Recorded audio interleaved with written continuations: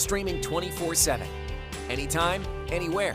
Find it on kdka.com and on all your favorite devices.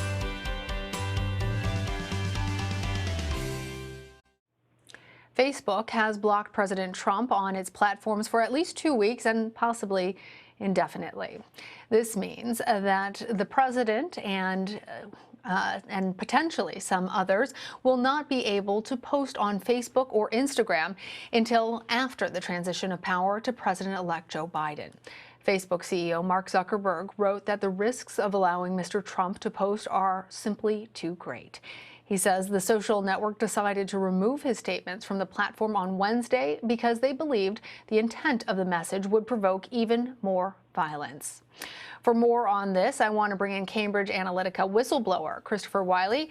He exposed the company's role in President Trump's 2016 presidential campaign, and he uncovered the company's misuse of data from the Facebook accounts of millions of people. Thank you for joining us now. Let's start off. Facebook actually banned you from all of its platforms back in 2018 after you exposed an international scheme that used the social media giant as a political tool to target voters with manipulative misinformation. What do you make of the company's decision to now block President Trump, and how is it different from the actions that Facebook took against you?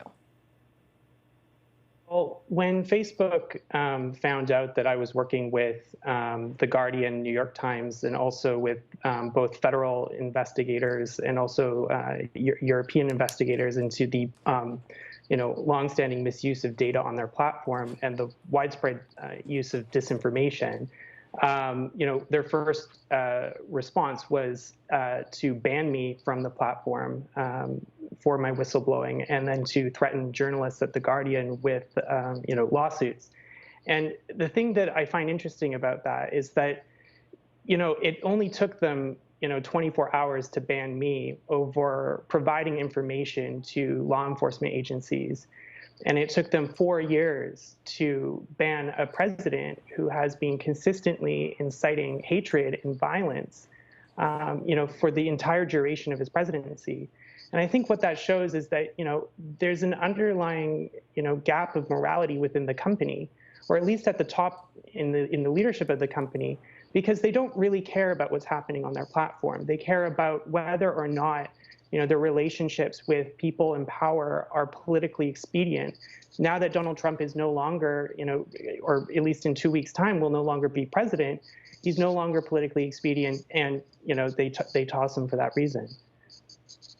So, Christopher, do you think that if he had been reelected, or if we were facing this whole situation because of the midterm elections, and he still had several more years to his presidency, that these social media giants wouldn't have acted?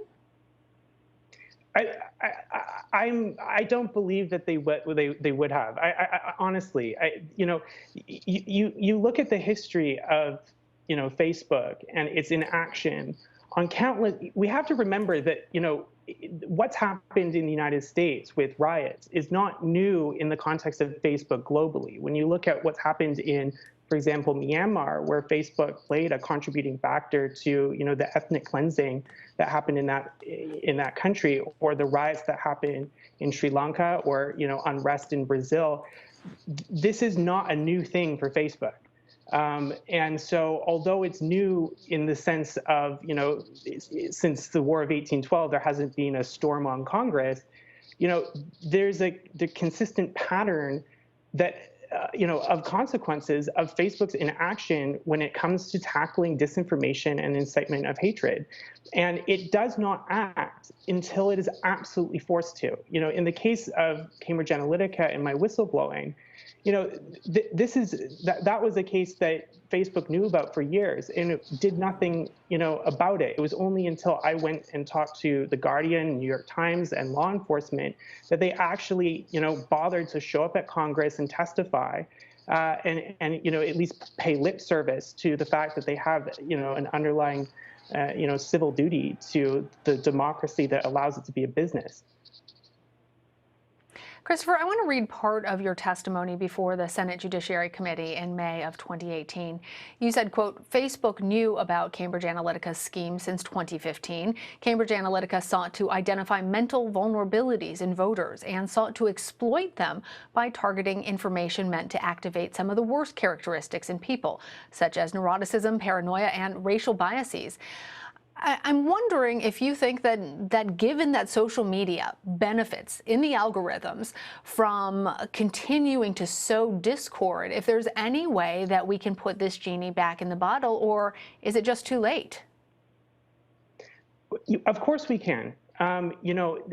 One of the sort of bizarre things about the situation that we're in is, when we talk about the tech sector, and whether or not we can regulate it, for example, airplanes have regulation, nuclear power plants have regulation, all kinds of technical sectors have regulation.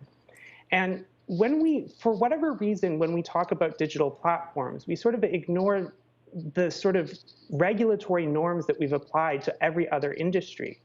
And there's a really important principle in regulation of technical sectors, which is the harm prevention principle.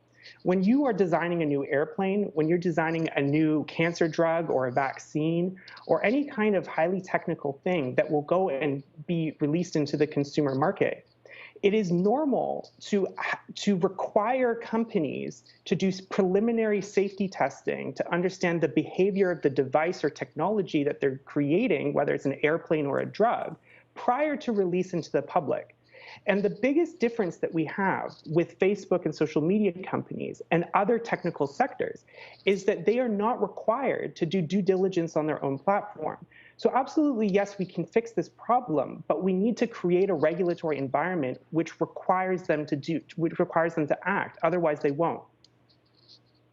It's a very different approach that you're describing, Christopher. I know a lot of times when people are talking about the difficulty in regulations for these social media platforms, it has revolved around the inability to really stop people from posting or to hold people accountable for other people espousing racist beliefs or harmful beliefs. But thinking about the product that they're creating and how they're creating it, the algorithms that sow this discord, that is part of a safety testing mechanism, is a very interesting approach. And I actually want to play for our viewers something that you told our technology reporter Dan Patterson about how social media create divisiveness. Let's take a listen to that. A word that often is used by social media companies, they often call themselves communities. But the problem with that is that if you create many gated communities, you don't actually have a coherent community. You have a segregated community. So one of the things that we're seeing, Christopher, is actually that that some of these segregated communities have been moving off of these major platforms like Facebook or Instagram or Twitter, and are now going to more of these alt-right conspiracy theory espousing platforms that where they can meet even more like-minded people and keep more people who might challenge those conspiracy theories out. I'm wondering if you have a solution that lawmakers need to be employing when it comes to the emergence of these new conspiracy-driven social platforms. Yeah, I think so. One of the problems that I find when I talk with legislators, politicians, regulators, is the language that we use. So often these platforms are framed as services. They're free services, quote unquote, that people can use. And the real issue with that is that, when you look at how, who is actually inside of these companies, and you look at their job titles, it's not service relationship manager, it's architect and it's engineer. And when we think about the problem of segregation in physical spaces, the real issue with, having people, whether through legal enforcement, in times past, or through, cultural and self-motivated segregation, the real problem is that we create different experiences of which inhibit us from connecting to one another. And in the physical world, we do not allow architects to create communities that are designed to separate people. That would be unlawful. And in the same sense, whether it's in financial services or other kinds of sectors, you cannot separate people. That cannot be a business model. And it also cannot be an underlying design. When you look at how a lot of these platforms work, the algorithms that are created are intended to separate and parse out different groups into different clusters of people.